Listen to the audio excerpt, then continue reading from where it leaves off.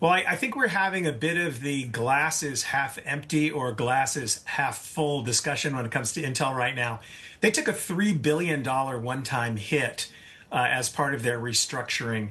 So if you take that out of the equation, the picture looks even better.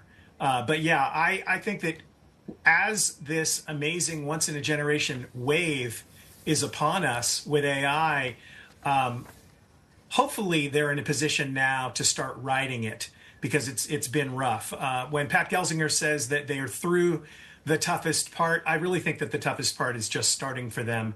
AMD is increasing its guidance for its AI chips. Intel has backed off a little on Gaudi 3.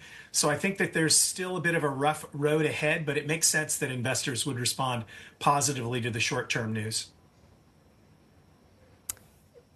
Intel's bottom line seems to be very much reliant on the CHIPS Act related grants. Do you see a lot of uncertainty around that? Because they haven't really got the final terms as of yet, and they sound very anxious.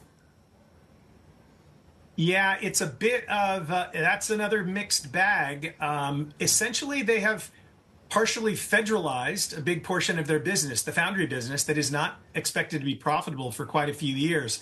We have a big election coming up in less than a week here in the U.S., and I think that Intel will come out okay regardless of the results.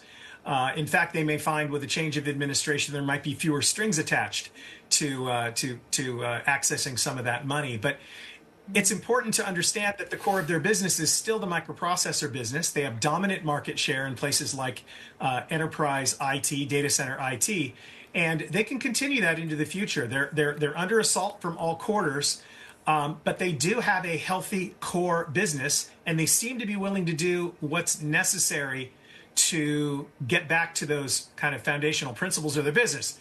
The challenge is, though, they can't really spin out foundry. They sort of have to ride with that to wherever it takes them.